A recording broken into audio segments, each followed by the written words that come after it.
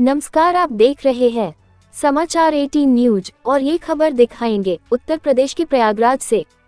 हर वर्ष की भांति इस वर्ष भी स्वतंत्रता दिवस के अवसर पर आयुष ऑटोमोबाइल हाबुसा मोड़ सराय इनायत प्रयागराज में ध्वजारोहण एवं कवि सम्मेलन का आयोजन किया गया। कार्यक्रम की मुख्य अतिथि पूर्व सांसद फूलपुर श्रीमती केसरी देवी पटेल द्वारा दीप प्रज्वलन एवं ध्वजारोहण कर कार्यक्रम को प्रारंभ किया गया। राष्ट्रीय कवि शिवम भक्ति ने मंच संचालन किया एवं अपनी और कविताओं से श्रोताओं में जोश भर दिया। शिवम भगवती की शिवम भगवती वो नई नवेली दुल्हन का श्रृंगार अधूरा छोड़ गए, सीने पर गोली खाए पर दुश्मन का बाजू तोड़ गए ने सभी को तालियां बजाने पर मजबूर कर दिया। मशहूर कवि हरि बहादुर सिंह, हर्ष, जितेंद्र जल, सुष्मिता सिंह इकरा, छवि, सुशांत राजपूत, महक सिंह बघेल ने अपनी प्रस्तुति से सभी का मन मोह लिया। कार्यक्रम के विशिष्ट अतिथि के रूप में पूर्व विधायक हंडिया प्रशांत सिंह शांडिल जी महाराज, पूर्व सांसद फूलपुर नागेंद्र सिंह पटेल, पत्रकार विकास केलकर व अन्य विशिष्ट जन उपस्थित है। कार्यक्रम का आयोजन आयुष प्रताप सिंह ने किया एवं संयोजक निखिल गुप्ता, रजनीश प्रजापति, धर्मेंद्र सिंह एवं अन्य लोग रहे।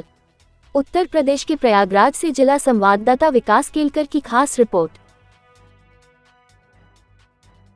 बहुत धन्यवाद देती हूँ और आयुष जी इतना अच्छा कार्यक्रम सजाए हैं और उनकी टीम को शुभकामनाएं देती हूँ।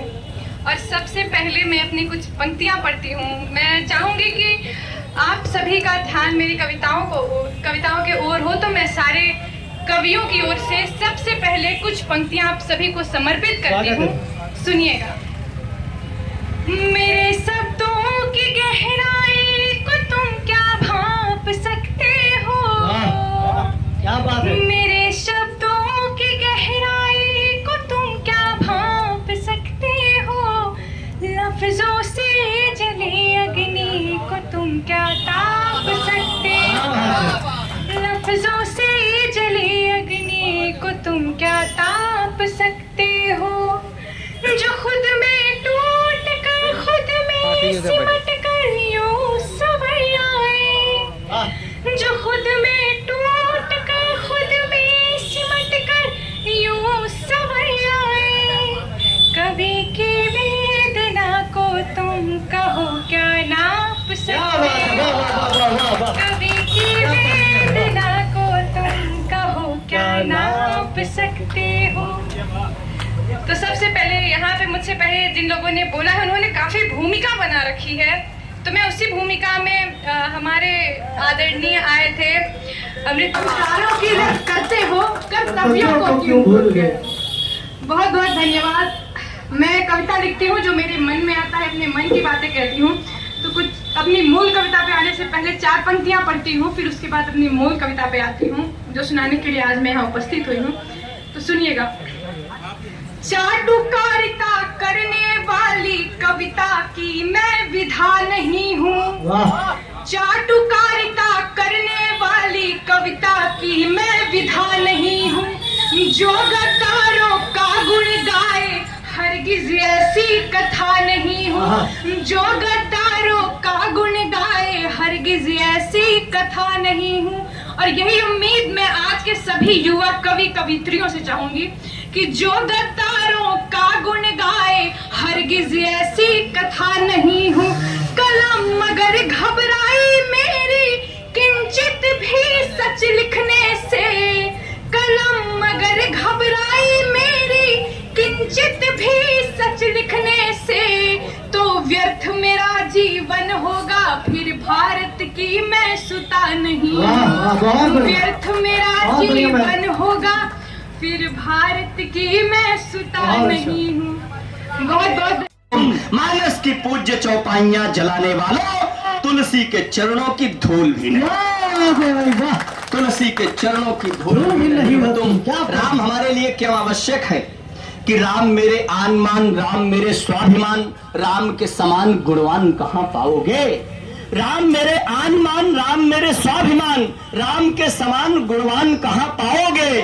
भारती के भाल पे कराल व्याल नाचेंगे तो कैसे सुख शांति वाली बांसुरी बजाओगे? जननी व जन्मभूमि स्वर्ग से भी है महान। आने वाली पीढ़ियों को जो नहीं सिखाओगे, आने वाली पीढ़ियों को जो नहीं सिखाओगे, राम को भुलाओगे, राम को भुलाओगे जो आसुरी प्रवृत्तियों में, आसुरी प्रवृत्तियों का नाश कैसे पाओगे। वाह वाह वाह, तब निवेदन करता हूं, बढ़िया भैया। जलद भैया को भी सुनना है अभी और कवियों को भी सुनना है। सुनाइए, आपको एक बार जोरदार तालियां बजाएं, ताली नहीं करते। आइए जलद भैया, मैंने कुछ नया प्रयोग किया है और आप मुझे बहुत स्नेह देते हैं। आदरणीय आचार्य जी की उपस्थिति है। मैंने 101 छंद राम रावण संवाद पर लिखा है, वो भी ओजस्वी छंद है। मैं 4-5 छंद आपके नाम करता हूं। बिल्कुल स्वागत है भैया। युद्ध भूमि में पहले दिन राम ने रावण को परास्त कर दिया। यद्यपि रावण के नाम पर सबके मन में आक्रोश आ जाता है, लेकिन अगर आप रामचरितमानस को केवल पढ़ ले तो यह जान जाएंगे। मृदुचित्त करुणाकर बैर भाव सुमिरत मोहि निशिचर, इस एक चौपाई को आधार मान करके मैंने 101 छंद लिखे हैं। 3-4 छंद आपको सुनाकर अपना स्थान देता हूँ। स्वागत है भैया, स्वागत है। पहले दिन राम ने रावण को युद्ध भूमि में परास्त कर दिया। क्या कहकर वहीं से बात शुरू होती है कि राम रणभूमि में दशानन के सम्मुख थे, बोले हम पहले प्रहार करते नहीं। राम रणभूमि में हार जीत सब में समान रहते हैं हम, किंचित कभी भी अतिचार करते नहीं। कौशल का कौशल बताती रणभूमि सदा, शत्रुओं से संधि का विचार करते नहीं, शत्रुओं से संधि का विचार करते नहीं। युद्ध में पछाड़ राम रावण को बोले हम, शस्त्रहीन शत्रुओं पे वार। निज उद्धार है तू सीता को चुराया है, और मेरे ही प्रचंड बल पौरुष का ये प्रताप, करुणा निधान तुम्हें धरती पे। जगत के नाथ दीनानाथ से न मेरा जोड़, फिर भी तो क्षीर सिंधु आपको छुड़ाया है, फिर भी तो क्षीर सिंधु आपको छुड़ाया है। और दीजिए आशीष या कि मारो दोनों ओर मोक्ष, यही सोच अस्त्र शस्त्र आप पे उठाया। अंगद ने कहा राम के आगे आत्मसमर्पण कर दो, जीतोगे नहीं। रावण ने कहा कि जब तुम्हारे राम को शक्ति की उपासना करनी थी तो वन वन टहल रहे थे कमल के फूल ढूंढते हुए। जब मुझे ब्रह्मा को प्रसन्न करना था तो मैंने अपने सिर काट काट करके चढ़ा दिए, फूल ढूंढने नहीं गया। काट काट सिर सुमन चढ़ायूं, एक एक के कोटि न पायूं। कहता है रावण कि काट काट शीश सिर सुमन चढ़ाए नाथ, मैंने चतुरानन से पाया वरदान है। काट काट शीश सिर सुमन चढ़ाए नाथ, मैंने चतुरानन से पाया वरदान है। युद्ध भूमि में तुम्हारे सम्मुख लड़ूंगा आज, पौरुष दशानन का जानता जहान है। बेहतरीन काव्य पाठ किए, और मुझे लगता है कि मैंने जितना बोला था उससे 10-20% ज्यादा ही होगा, कम तो नहीं होगा। एक बार जोरदार तालियां बजा दीजिए। और आप बताइए कि आप किस तरह से अपने अतिथियों का सम्मान करते हैं, कैसे आप अपने अतिथिगणों का सम्मान करते हैं।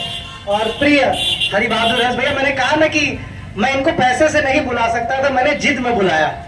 कई बार क्या होता है कि छोटे का जिद बड़ा मान लेता है, तो वही बात है कि मैंने इनको जिद में बुलाया है। सीतापुर का दूसरा कार्यक्रम था, उसमें इनको खूब पैसा वैसा मिलने वाला था, कई घाटे कराए हैं मैंने इनके। एक घाटे तो मैं इनको इलाहाबाद बुलाया, हमेशा मोड़ बुलाया, दूसरा सीतापुर लखनऊ नहीं जाने दिया, यहाँ बुला लिया, तीसरा पैसे में भी हमसे ज्यादा बातचीत नहीं करते हैं, मतलब जो दे देंगे वो बोल देंगे। लेकिन आने वाले समय में इनकी ओजस्विता आप जानते ही हैं, इनकी किस तरह से पूरे देश में किस तरह से इनकी आवश्यकता है, इससे आप भली भांति परिचित हो गए होंगे। आप जानते हैं कि हरि बहादुर रस भैया भाई शिवम भागवती जी आज अबूसा मोड़, जो कि मेरा ग्राम सभा भी है ये, और यहाँ पे आज इस स्वतंत्रता दिवस के 77 वर्ष बीत चुके हैं, हम लोग 78वें वर्ष में जा रहे हैं। उसकी बहुत बहुत बधाई, शुभकामनाएं। इस कार्यक्रम के आयोजक हमारे भाई आयुष जी और उनकी पूरी टीम को, सामने बैठे सभी सम्मानित जन, बहुत से लोगों को मैं जानता हूं, नाम से पहचानता हूं, कुछ हमारे नौजवान साथी हैं, उनको बहुत बहुत बधाई, शुभकामनाएं कि आप लोग इस कार्यक्रम में आए, उस कार्यक्रम की शोभा बढ़ाए और आज इस देश के स्वतंत्रता दिवस के इस कार्यक्रम में आप लोग सहभागी हुए। बहुत चूँकि अस्वस्थ हूँ, मैं कवि सम्मेलनों को बहुत शौकीन हूँ, मैं चाहता मैं बैठ के सुन के जाता, लेकिन अस्वस्थता के कारण मैं बैठ नहीं पा रहा हूँ। इस मंच पर हमारे आदरणीय गुरुजी आदरणीय हरि बहादुर हर्ष जी प्रतापगढ़ से आप हैं, आदरणीय हमारे मृत्युंजय राय परमार जी चले गए, जितेंद्र जलद जी, मातेंद्र सिंह जी, त्रिलोकचंदी जी, भाई महक सिंह बघेल जी, इकरा जी, सुशांत राजभर जी, योगिता सिंह जी, आदरणीय सुष्मिता सिंह जी, सभी सम्मानित जनों को बहुत बहुत आभार कि आप लोग मेरे ग्राम सभा में इस कार्यक्रम में आए। मैं आपका स्वागत अभिनंदन करता हूँ। बहुत कुछ चूँकि सारे वक्ताओं ने सारा कुछ बोल दिया, बहुत कुछ मेरे पास बचा नहीं है और बोलने को देश के लिए, राष्ट्र के लिए बस इतना ही कहूँगा, राष्ट्र प्रथम होना चाहिए। क्योंकि राष्ट्र रहेगा तो हम रहेंगे, और राष्ट्र नहीं रहा तो निश्चित तौर पर हम लोग की जितनी कमाई है, पैसा है, धन दौलत, यश, कीर्ति सब खत्म हो जाएगा। जब हम पराधीन हो जाएंगे तो वो धन दौलत हमारी नहीं रहेगी, वो यश कीर्ति हमारी नहीं रहेगी, दूसरे की हो जाएगी। तो राष्ट्र प्रथम होना चाहिए।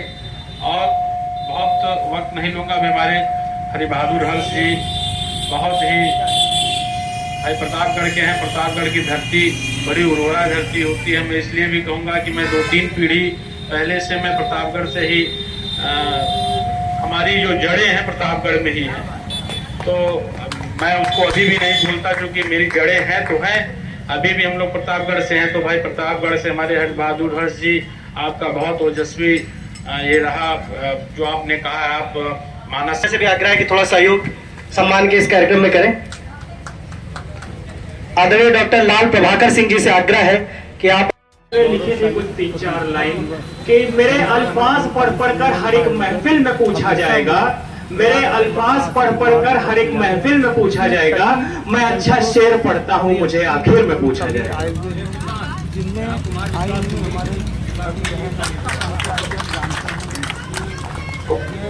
मेरे अल्फाज पढ़ कर हर एक महफिल में पूछा जाएगा, मैं अच्छा शेर पढ़ता हूँ मुझे आखिर में पूछा जाएगा। और अभी है धूप निकली, अभी है धूप निकली हूँ, अभी बक्से में रखा मैं पानी से बचाता हूँ मुझे बारिश में। क्या बात है, बहुत बढ़िया। मुझे अल्हड़ अनोखी ख्वाहिशों से इश्क है काफी, मुझे अल्हड़ अनोखी ख्वाहिशों से इश्क है काफी, मैं बच्चों का खिलौना हूँ मुझे मेले में पूछा जाएगा, मैं अच्छा शेर पढ़ता हूँ मुझे आखिर। क्या बात है, बहुत बढ़िया। और हमारे कुल के बड़े मुनव्वर राणा साहब का एक शेर है कि शहीदों की जमीन है जिसको हिंदुस्तान कहते हैं, ये बंजर हो के भी बुज़दिल कभी पैदा नहीं करती। तो उस पर मैं कुछ अपने इतिहास के कैरेक्टर्स को अपनी कविताओं पे लाया हूँ, देखिएगा। हालांकि उनके बलिदानों को लिखते लिखते शाही खत्म हो जाएगी, लेकिन उनके बखान नहीं खत्म होंगे, लेकिन कुछ मैं अपने साथ लेकर आया हूँ। हमारे इतिहास में एक प्रसंग है कि एकलव्य जहाँ पर अपने अभ्यास करते थे, उधर से महाराणा प्रताप, वो उनके गुरु द्रोण गुजर रहे थे, तो एक कुत्ता भौंक रहा था। तो एकलव्य ने सुना और कुत्ते का मुंह जो है अपने बाणों से सिल दिया, और बाण की दिव्यता ये थी कि कुत्ते के मुंह पर एक खरोच भी नहीं आई। तो वहां से मेरी कविता की शुरुआत है कि कुत्ते का मुंह सिलने वाले, सिंह दांत को गिनने वाले, अमृत की न चाह हमें हम जहर हलाहल पीने वाले। कुत्ते का मुंह सिलने वाले, सिंह दांत को गिनने वाले, अमृत की जंगलों में टहल रही थी। और हमें लगता है कि ऐसे ही भारत आज जो इस स्थिति में है, ऐसे स्वाभिमानी वीरों की वजह से देश आजाद हुआ है। और उन पर इतने प्यार से, इतना अच्छा उनका वो पक्ष महक ने रखा। मैं पहली बार ऐसी कविता महाराणा प्रताप जी के लिए सुन रहा हूँ, मुझे इससे पहले महक ने कभी सुनाया नहीं। बहुत प्यारी छोटी बहन है। जब मैं सुन रहा था तो मुझे पता लग रहा था कि शब्द क्या लिखे हैं मुझे नहीं पता है, लेकिन इसके भाव 100% सत्य थे। तो एक बार महक के भाव के लिए छोड़ देता हूँ, बजा दीजिए मेरे भाव। थोड़ी देर और पढ़ती तो मैंने देता कि वो भाव, वो कैसी स्थिति रही होगी जिस स्थिति में महाराणा प्रताप जंगलों में गए। कैसे छोटे से बच्चे को मरते हुए, बेटियों को मरते हुए देखा होगा उन्होंने। कैसे घास के लोग, जिस दौर में लोग मुगलों की अधीनता स्वीकार करके रिश्तेदारी कर लिया करते थे, उस दौर में महाराणा प्रताप अकेले खड़े थे और भगवा झंडे के साथ कि मर जाऊंगा, घासों की रोटी खा लूंगा, लेकिन मुगलों की अधीनता स्वीकार नहीं करूंगा। ऐसे महाराणा प्रताप का मंजर है। एक बार पूरा जोरदार ताली बजाइए महाराणा प्रताप जी के सम्मान में। फिर मैं मंच को आगे बढ़ाता हूँ। बहुत अच्छा महक पढ़ा तुमने। बहुत इस तरह की कविताएं मंचों पर होना आज के समय की आवश्यकता है। हमारे बीच में सुशांत राष्ट्रभक्त, बहुत छोटा प्यारा भाई है, बहुत देर से बैठा हुआ है। सुशांत भी ऐसी कविताएं लिखते हैं। मैं बार बार कह रहा हूँ इनको सुनिएगा, क्योंकि ये पहली बार कवि सम्मेलन में, दूसरी बार कवि सम्मेलन के मंच पे आ रहे हैं। हम युवा हैं, हमारा दायित्व है कि नए लोगों को भी अवसर दे। हो सकता है इन्हीं नए लोगों में से कोई पूरे देश में, पूरे विश्व में जाए, तो इसलिए ऐसे युवा इस